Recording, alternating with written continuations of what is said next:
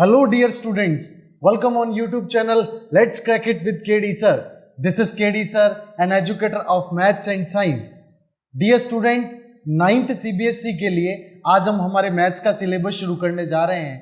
आज हम शुरू करेंगे मैथ्स का जो चैप्टर है ट्राइंगल चैप्टर को शुरू करेंगे और सॉल्व करेंगे हम एनसीईआरटी के क्वेश्चंस और कॉन्सेप्ट्स को बहुत अच्छे से सीखेंगे।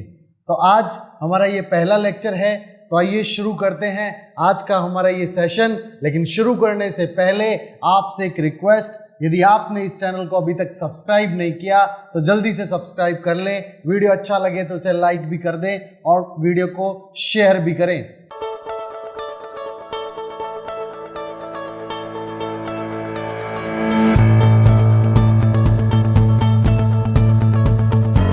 तो आइए शुरू करते हैं। सबसे पहले जैसा कि आपको मैंने अभी बताया कि आज हम शुरू करेंगे हमारा चैप्टर ट्राइंगल्स। जो चैप्टर ट्राइंगल है, इस ट्राइंगल के अंदर हमने ट्राइंगल को 8th में भी पढ़ा, हमने ट्राइंगल को 7th में भी पढ़ा। Triangle is a plane figure enclosed by 3 sides. Triangle जो होता है एक ऐसा प्लेन फिगर जो होता है जिसके अंदर 3 साइडों का हम इसे क्लोज फिगर बनाते हैं। इसे क्या बोलते हैं हम बेटा? ट्राइंगल्स। लेकिन इस आज के जो हमारा 9th है, इस 9th के सिलेबस के अंदर हम ट्राइंगल में क्या पढ़ने वाले हैं? तो सबसे इंपॉर्टेंट पार्ट पढ़ेंगे क्या? कॉन्ग्रुएंट ट्राइंगल्स के बारे में। क्या पढ़ेंगे बेटा? कॉन्ग्रुएंट ट्राइंगल्स के बारे में। लेकिन कॉन्ग्रुएंट ट्राइंगल को पढ़ने से पहले हमें ये देखना होगा कि ये कॉन्ग्रुएंस का मीनिंग क्या होता है। कॉन्ग्रुएंस का मीनिंग क्या होता है, इसे समझने के लिए हम कॉन्ग्रुएंस फिगर्स पे चलते हैं। कॉन्ग्रुएंस फिगर्स क्या होते हैं? सबसे पहले those figures whose shape and size both are same. Those figures whose shapes and size both are same. जिनकी शेप भी सेम हो, साइज भी सेम हो, ऐसे फिगर्स को कॉन्ग्रुएंट फिगर्स कहा जाता है। यानी कि उनकी शेप जैसी है वैसा ही उनका साइज भी है। मीन्स इक्वल शेप है, इक्वल साइज है, तो हम उसको क्या बोलेंगे? हम उसे बोलेंगे these two figures are congruent figures. Best example यहाँ पर देखें तो सबसे पहले मैं बनाता एग्जाम्पल नंबर 1। आप देखें 2 स्क्वायर्स दिख रहे हैं। सपोज दैट पहले स्क्वायर जो है इसकी साइड है ए, है ना? तो आपको पता है स्क्वायर की चारों साइड इक्वल होती है और इसकी साइड भी क्या है? ए। सपोज दैट दोनों सेम साइड के स्क्वायर हैं जिनकी साइड लेंथ इक्वल है। अब आपको पता है स्क्वायर है तो एवरी एंगल कितना होने वाला है? सो एवरी एंगल होने वाला है 90। कितना होने वाला है बेटा? 90। तो यहाँ पर ये भी स्क्वायर, ये भी स्क्वायर। तो आप देख रहे हैं कि दोनों की शेप कैसी है? तो आप बोल सकते हैं सर शेप दोनों की क्या है? इक्वल। क्योंकि दोनों में आप देख रहे हैं चारों कोने हैं। अच्छा, दोनों का साइज कैसा है? सर दोनों का साइज भी क्या है? इक्वल है। साइज भी क्या है बेटा? इक्वल। तो दोनों का शेप भी इक्वल, दोनों का साइज भी equal. It means these two figures are congruent figure. तो हम बोलेंगे कि सर ये क्या है? कॉन्ग्रुएंट फिगर्स हैं। ठीक है, they are example of congruent figures. एक और एग्जाम्पल देखें हम, जैसे कि मैं बनाना चाहूँ यहाँ पर किसको? सर्कल को। तो अगर सर्कल की बात करें तो सर्कल दोनों अगर सेम रेडियस के मैंने सर्कल ड्रॉ किए, सपोज दैट इसकी रेडियस कितनी है? आपने मान लो इसकी रेडियस को एज्यूम किया r, ठीक है, और दूसरा जो है इसकी सेंटर भी है यहाँ पे r, ये सेंटर o डैश है और ये o है। तो आप बताओ इसकी रेडियस और इसकी रेडियस सेम है, तो मीन्स इनका साइज क्या है? सर इनका साइज सेम है कि नहीं है बेटा? क्योंकि दोनों की रेडियस इक्वल है तो सरकमफ्रेंस भी इक्वल होने वाली है, दोनों का एरिया भी इक्वल होने वाला है, तो हम बोल सकते हैं साइज सेम है। अगर मैं बात करूं यहाँ पर इनकी शेप की, तो आपको पता है शेप दोनों की क्या है? सर शेप तो सेम ही है क्योंकि दोनों ही गोल हैं। यहाँ पर सेंटर पे 360 का एंगल बन रहा है और यहाँ पर भी सेंटर पे क्या बन रहा है बेटा? 360 का बन रहा है। ठीक है, so we can say that both की शेप भी सेम है। When two figures whose shapes and whose size both are same, then these two figures are known as congruent figures. Is that clear? Means दोनों की shape और same अगर equal हो, दो आपको कोई भी फिगर दे रखे हैं, दोनों फिगर की शेप भी सेम है, दोनों फिगर का साइज भी सेम है, तो आप बोलेंगे कि दोनों फिगर कॉन्ग्रुएंट हैं। क्लियर? अगर हम बात करें यहां पर आगे ट्राइंगल पे, सर ट्राइंगल की शेप और साइज की बात करें तो हमें ट्राइंगल के शेप और साइज को समझना पड़ेगा। हमें पता है कि यहाँ पर ट्राइंगल के अंदर अगर मैं शेप की बात करूँ तो सर ये शेप जो है ये किससे रिलेटेड होगी और साइज किससे रिलेटेड होगा, ये देखना पड़ेगा। बिकॉज आपको पता है कि यहाँ पे हम कॉन्ग्रुएंसी ऑफ ट्राइंगल पढ़ना है। सो कॉन्ग्रुएंसी पढ़ने के लिए हमें उनकी शेप और साइज को देखना पड़ेगा कि ट्राइंगल की शेप किस पे डिपेंड करती है, ट्राइंगल का साइज किस पे डिपेंड करता है। तो मूव करते हैं, हम शेप को समझते हैं। सबसे पहले अगर मैं बात करूं यहां पर शेप की, तो देखना बेटा, अगर शेप की बात करें तो शेप डिपेंड्स ऑन एंगल्स। किसी भी ट्राइंगल की शेप उसके एंगल्स पे डिपेंड करती है, उनके एंगल कितने डिग्री के हैं इस पे डिपेंड करेगा। देखना जरा, अगर आप समझे यहाँ पर तो मैं 3 एग्जांपल्स ले रहा हूँ और इन्हें तीनों एग्जांपल्स की हेल्प से आपको एक्सप्लेन करने की कोशिश करता हूँ। ठीक है, आप सबसे पहले देखो फर्स्ट एग्जांपल। अगर मान लो अगर आप एक ट्राइंगल ले रहे हो और ट्राइंगल का एवरी एंगल कितने डिग्री का है बेटा, 60 डिग्री का।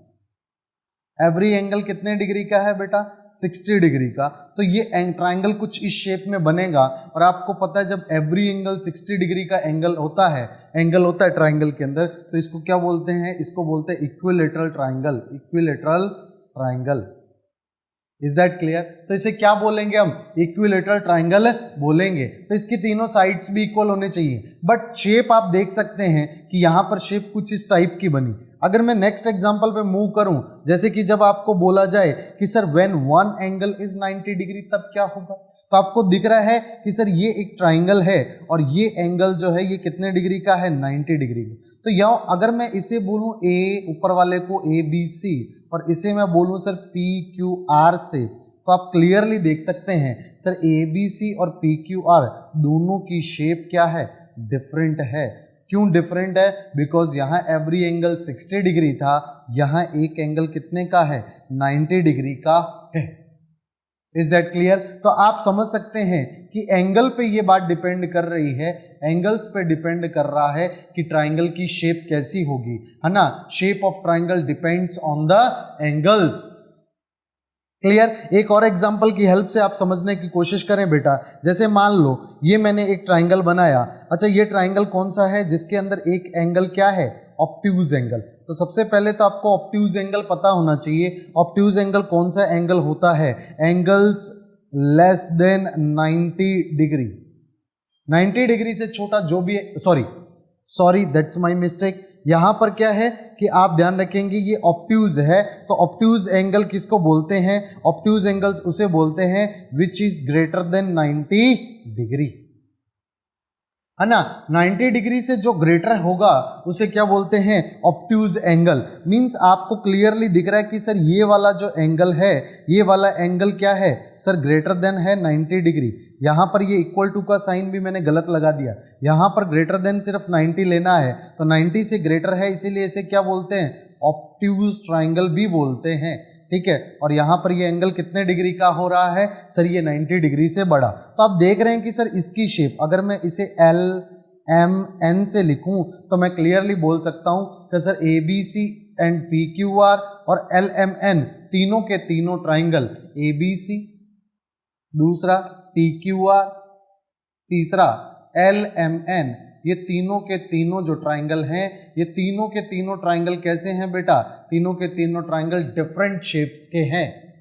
और आप देख रहे हैं इनकी शेप डिफरेंट इसलिए है बिकॉज उनके जो एंगल्स हैं वो डिफरेंट एंगल के हैं। It means shape of triangle depends on angles. Clear? Move करते हैं हम आगे साइज की तरफ कि सर साइज का क्या होगा। अगर मैं साइज की बात करूं यहां पर तो समझना बेटा, साइज जो होता है, size depends on sides length. Sides की लेंथ कितनी है इस बात पे डिपेंड करता है कि उस ट्राइंगल का साइज कैसा होगा। ठीक है, अगर साइड्स की लेंथ ज़्यादा है, ठीक है, तो वो ट्राइंगल बड़ा हो जाएगा। एग्जाम्पल के तौर पर मैं यहाँ पर दो एग्जाम्पल की हेल्प से आपको एक्सप्लेन करना चाहूँगा। पहला एग्जाम्पल देखें, सपोज दैट अगर आप कंपेयर कर रहे हैं two triangles of every angle 60 degree है, दो ट्राइंगल हैं जिनका एवरी एंगल 60 डिग्री है, मीन्स दोनों ट्राइंगल कौन से ट्राइंगल हैं बेटा? इक्विलेटरल ट्राइंगल हैं। कौन से ट्राइंगल हैं बेटा?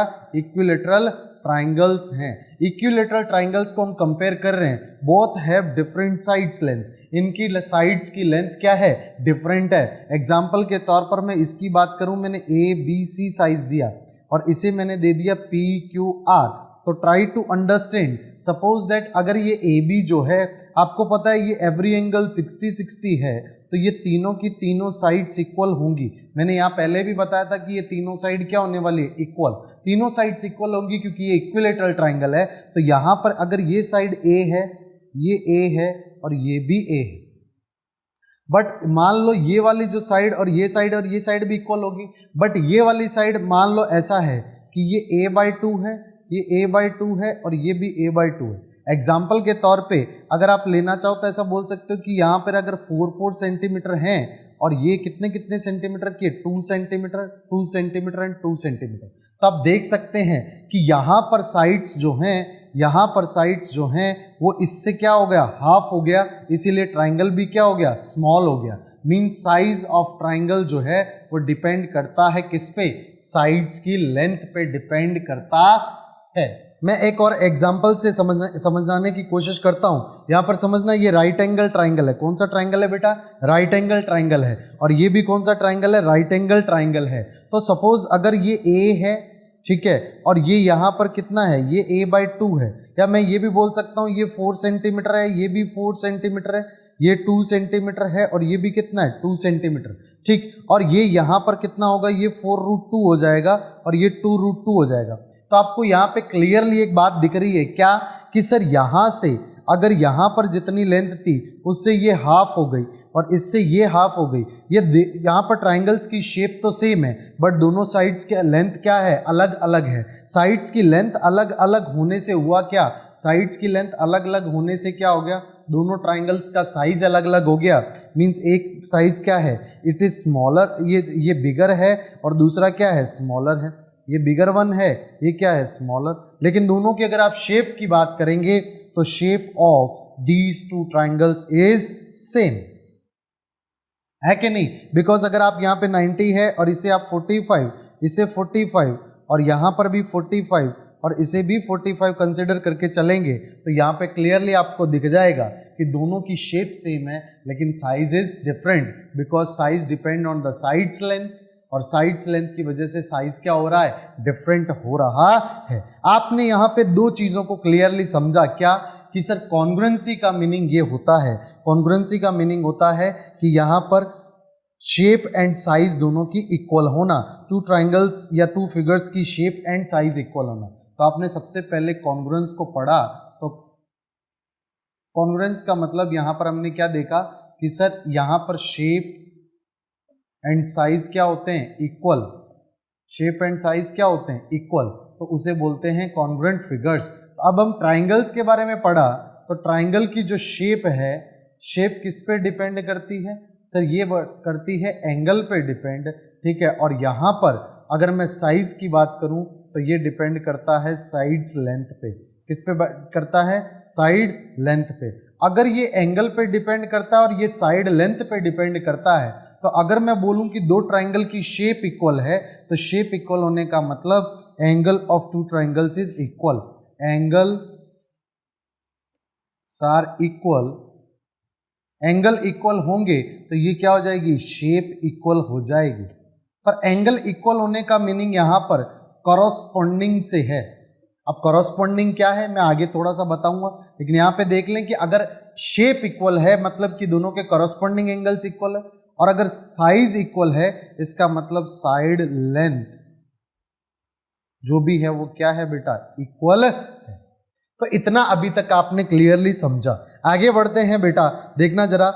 अगर मैं बात करूं कि टू ट्राइंगल्स अगर कॉन्ग्रुएंट चाहिए आपको, if you want two triangles said to be they are congruent, ठीक है, तो if their shapes and size both are the same, both क्या है, सेम है, बोथ सेम है, तो हम क्या बोलेंगे कि two triangles are what, congruent. Clear. जैसे कि मैं एग्जांपल लेता हूं यहां पर, तो एग्जांपल लेना, जैसे मान लो ये एक ट्राइंगल है और एक ट्राइंगल का नेम है ABC, दूसरा ट्राइंगल लिया और दूसरे ट्राइंगल का यहां पर मैंने लिया PQR। यहां पर A एंगल जो है ये P के इक्वल है, B एंगल जो है ये Q के इक्वल है, C एंगल जो है ये R के इक्वल है। तो आप देख रहे हैं सर करस्पॉन्डिंग एंगल्स इक्वल है, A के करस्पॉन्डिंग P हो गया, B के करस्पॉन्डिंग Q हो गया, C के करस्पॉन्डिंग क्या हो गया, R। तो यहाँ पर इनकी करस्पॉन्डिंग साइड्स AB के करस्पॉन्डिंग PQ साइड, BC के करस्पॉन्डिंग QR साइड और AC के करस्पॉन्डिंग क्या हो जाएगा, PR साइड।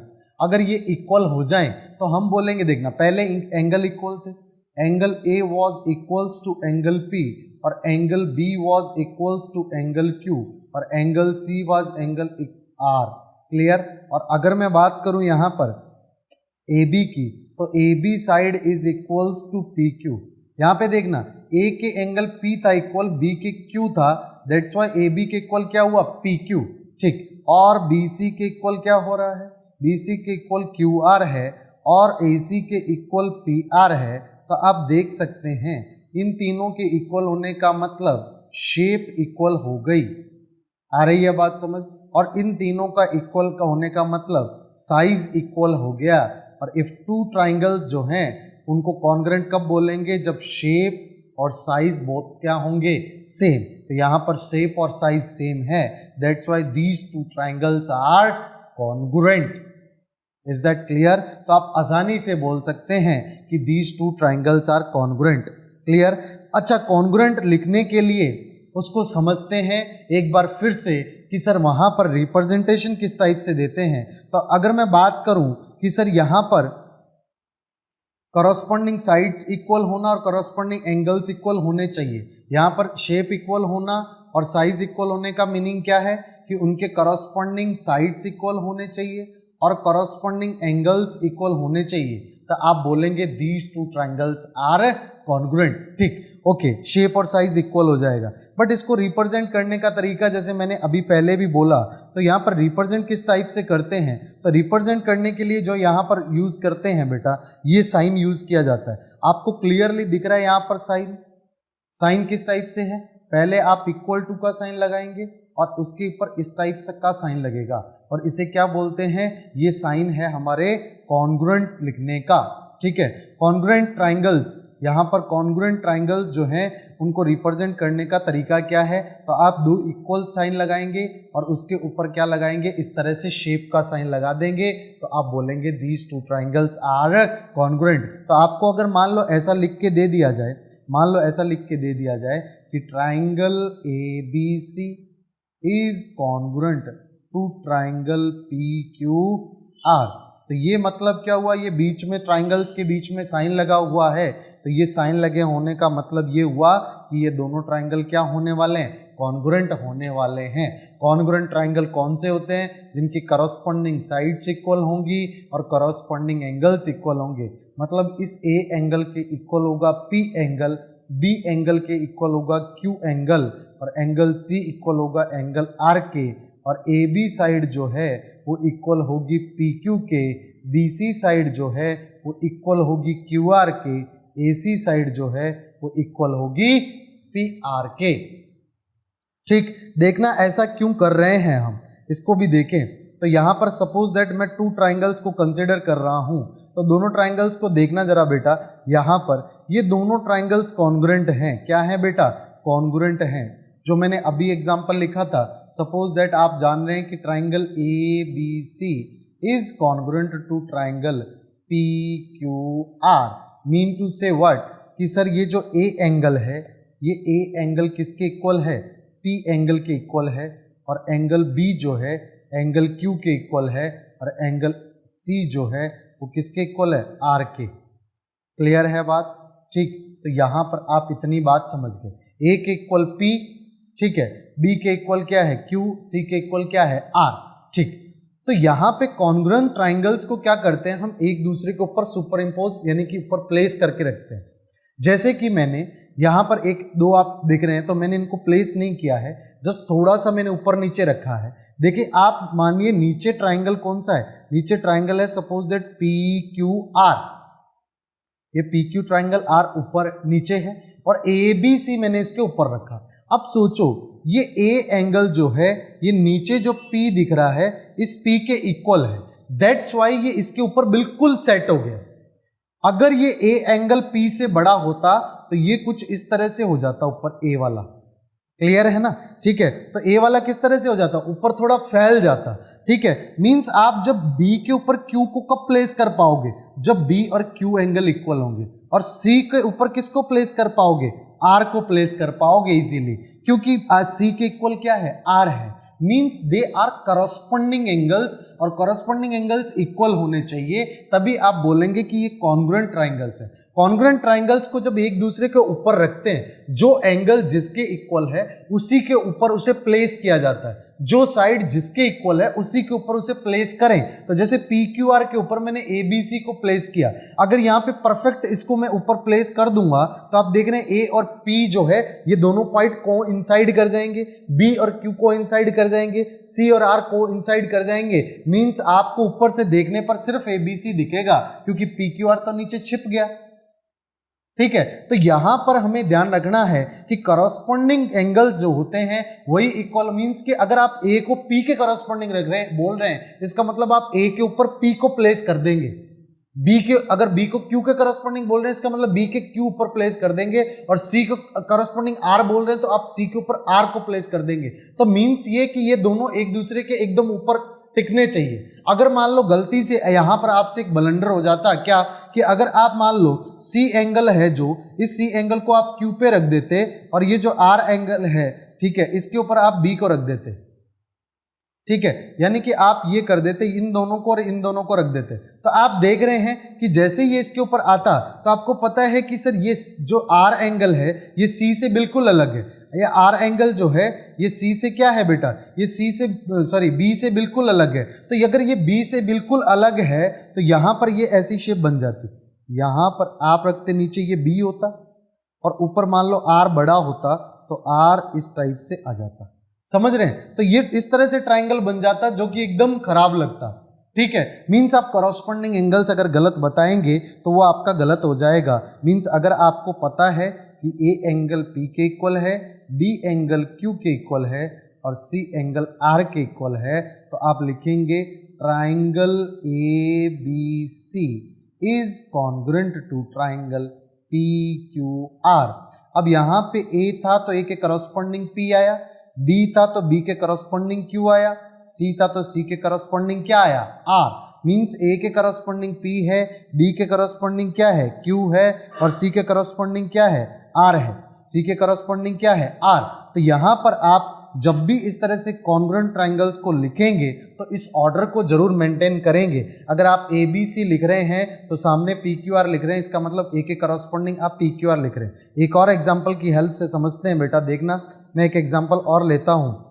सपोज दैट मान लो यहां पर एक ट्राइंगल है और इस ट्राइंगल का नाम है एल एम एन, क्लियर, और दूसरा एक ट्राइंगल है जिसका नाम है टी क्यू आर।